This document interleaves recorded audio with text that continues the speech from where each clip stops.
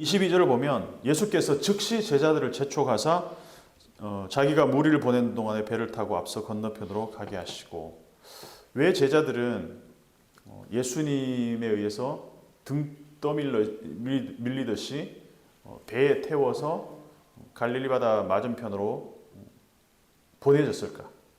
이 바로 앞장면에서 엄청나게 큰 이벤트가 있었습니다. 물고기 2마리와 떡 5개로 5,000명이 넘는 사람들이 먹고 남았습니다. 이런 기적을 함께 경험한 다음에는 한동안 그 흥분이 가라앉기가 쉽지가 않습니다.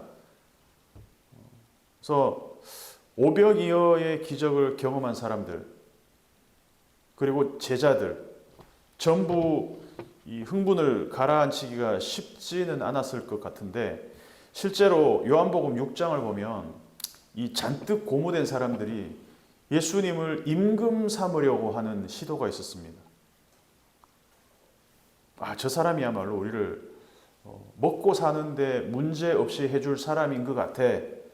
왜? 물고기 2마리와 떡 5개로 수천 명, 수만 명이 먹었으니까 한정된 자원에서도 저 사람은 우리를 넉넉하게 먹여 살리는데 문제가 없을 것 같아.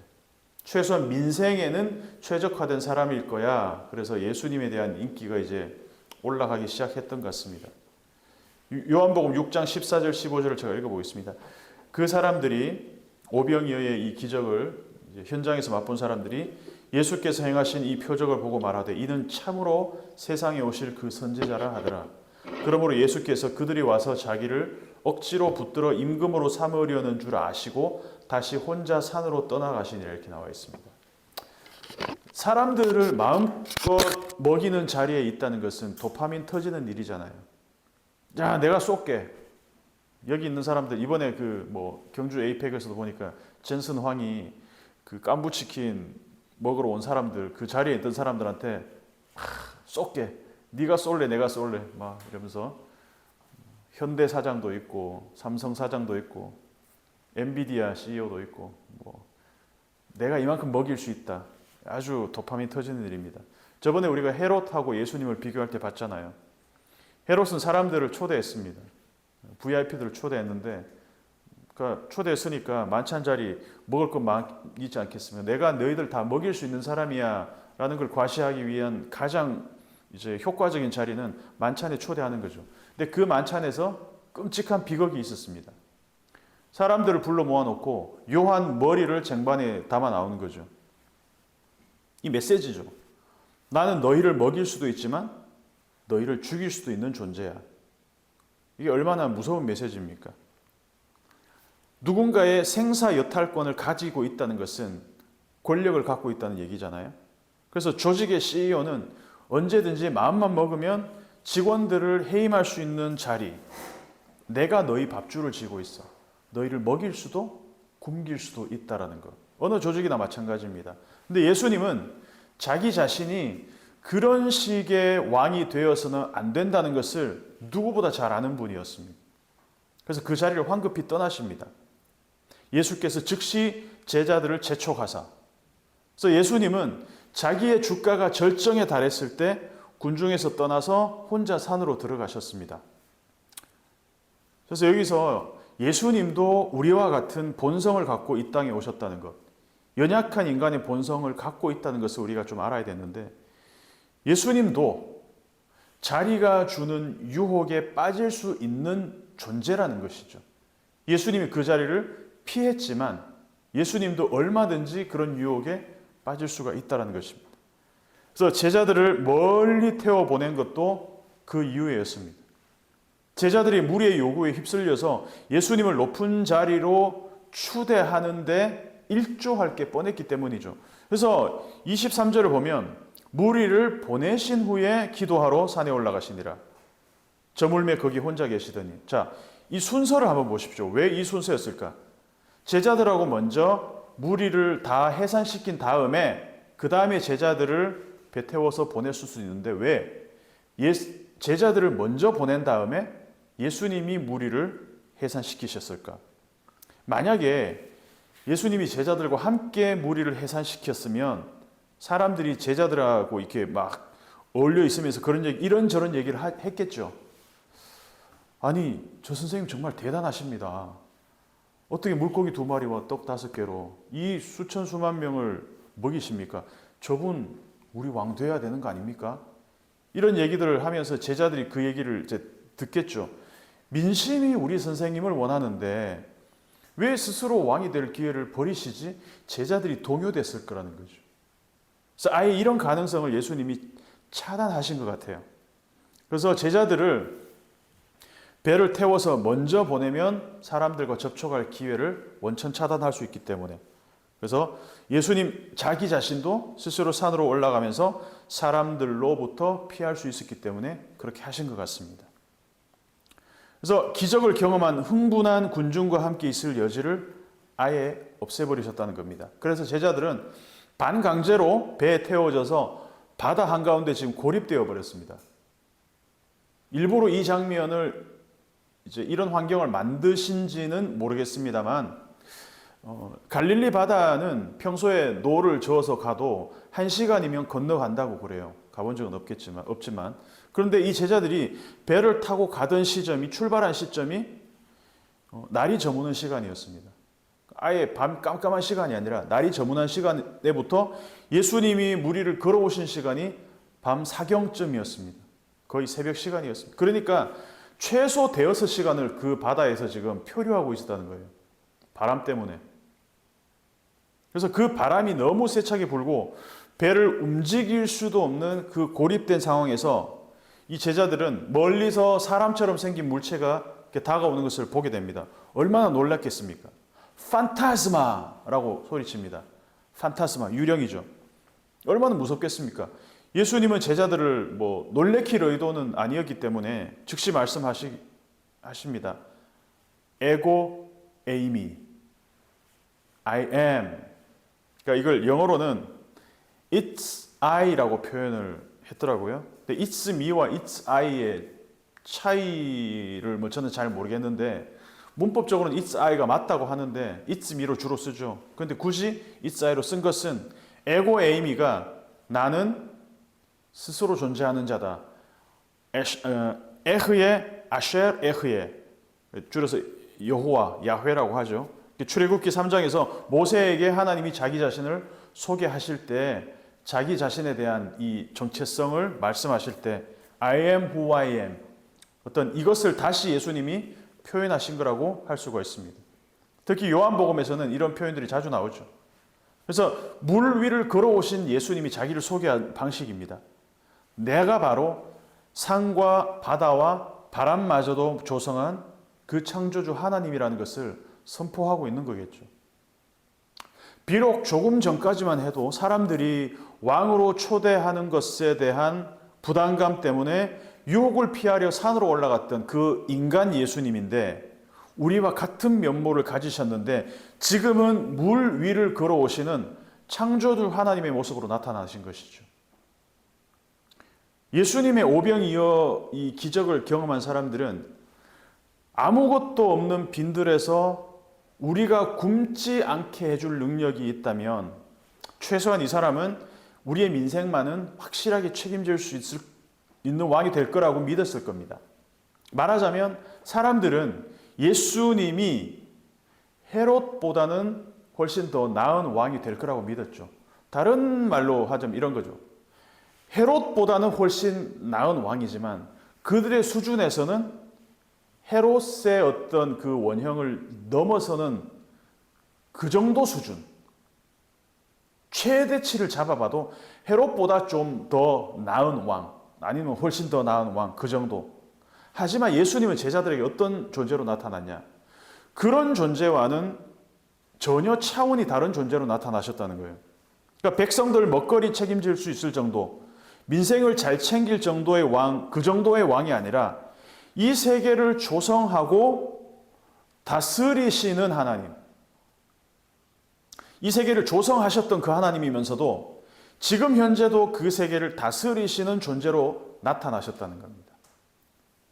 얘들아, 나는 판타스마가 아니야. 유령이 아니야. 나는 너희가 바람 때문에 힘겨워하고 바다 한가운데서 생존의 두려움을 느끼는 그 환경을 직접 설계했던 존재야 라는 것을 예수님이 실물 교육으로 나타나셨다는 겁니다. 그래서 모세에게 나타나셨던 야훼 하나님, 바로 그 하나님이 나야, 에고에임이 그 모습으로 예수님이 나타나셨다는 거죠. 그래서 그 다음 구절을 읽을 때 우리는 대체로 베드로가 예수님을 만나고 거기서 저도 좀 걸어볼 수 있을까요? 해서 무리를 잠시 걷다가 푹 빠져버렸잖아요. 그래서 베드로의 믿음 없음에 포커스를 맞추는 경우가 좀 많이 있는 것 같아요. 근데 저는 그 장면에 별로 주목하지 않습니다. 베드로가 믿음이 없어서, 믿음이 적어서 물에 빠진 것, 저는 이것이 이 본문의 포인트라고 생각하지 않습니다. 왜냐? 저는 개인적으로 물에 대한 트라우마가 있거든요. 그래서 물에 빠지는 것에 대한 그 두려움이 얼마나 실제적인 공포인지 저는 2번을 경험했습니다. 어릴 때 한번 경험했고, 목욕탕에서. 그리고 초등학교 6학년 때 포항에 있는 보경사라는 그 계곡에서 한번 경험했습니다.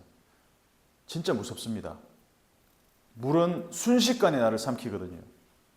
이거는 믿음이 있고 없고의 문제가 아니라 목숨이 직결된 공간에서의 공포는 정말 실제적이라는 것을 저는 알고 있습니다. 베드로에게 바다는 어떤 존재였냐?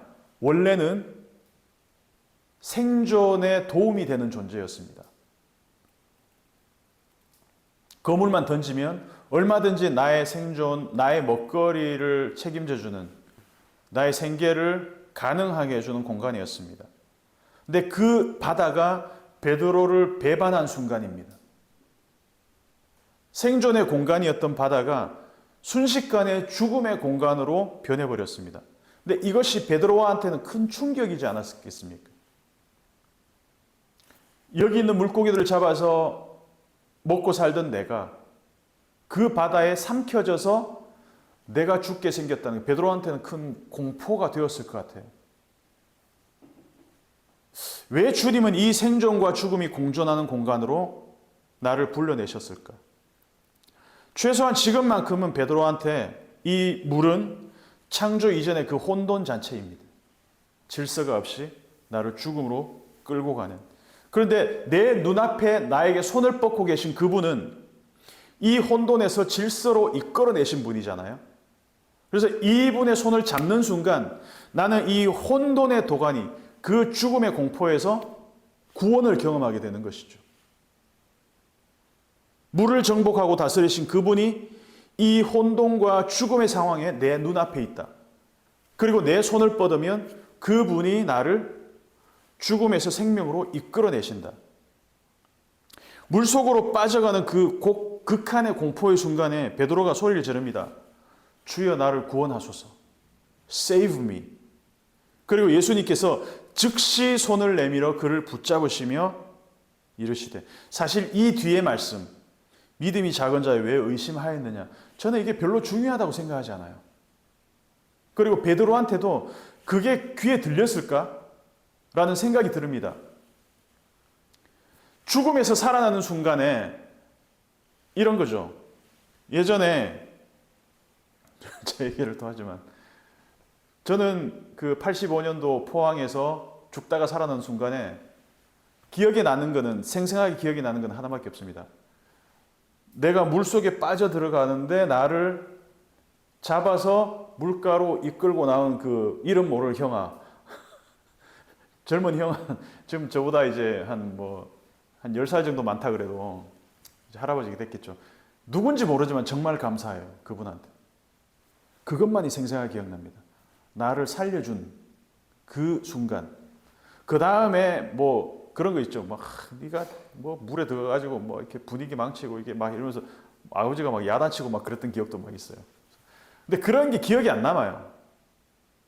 나를 살리셨다. 나를 죽음에서 건져냈다. 이게 더 강한 기억으로 나요.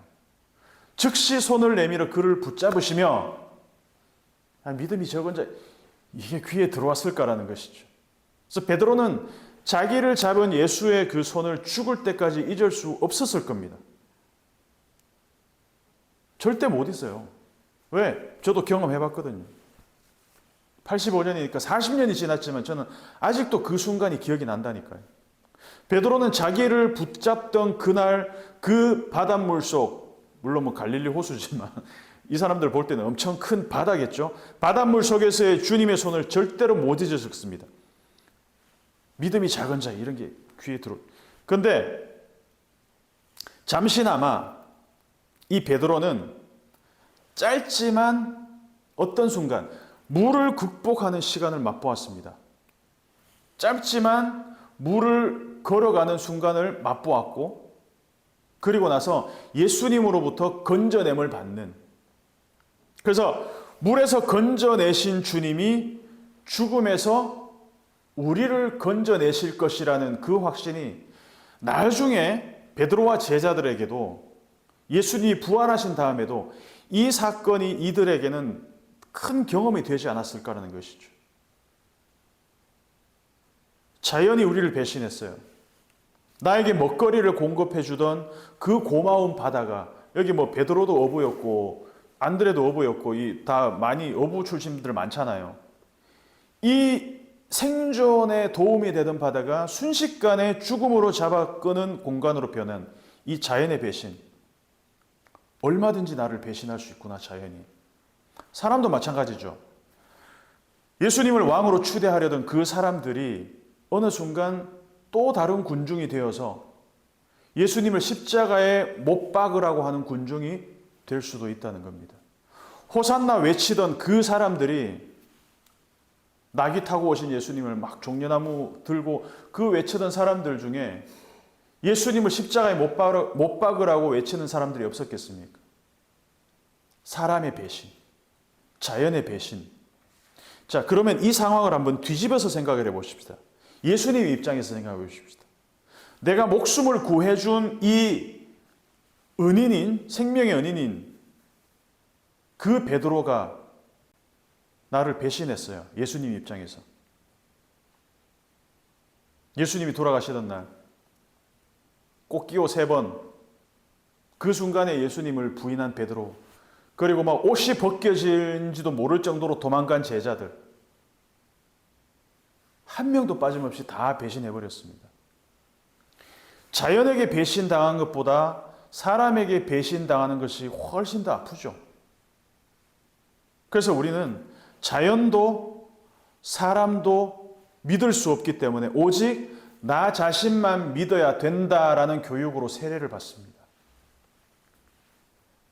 독일의 철학자 니체, 이 니체가 위버멘시, 인간을 극복하는 인간, 초인, 슈퍼맨 같은 존재가 스스로 되라는 그런 철학 사상을 이제 자라투스트라는 이렇게 말했다. 거기서 그런 얘기를 위버멘시 개념을 만들어내죠.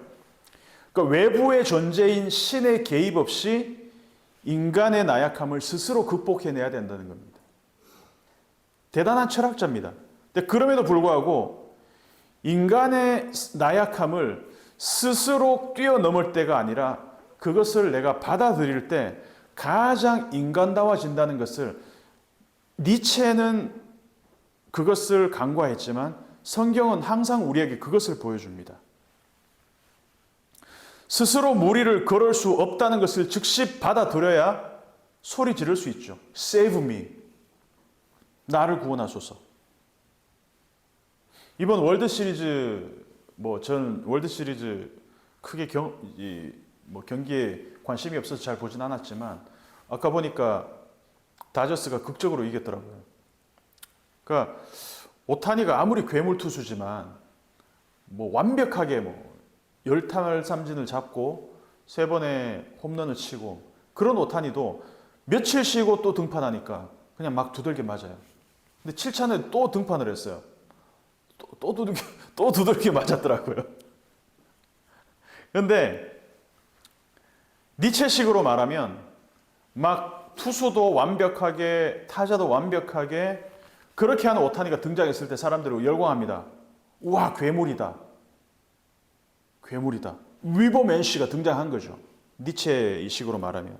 그런데 그 오타니가 18회까지 가는 혈투 다음 날 선발로 등판하니까 결국 무너지더라.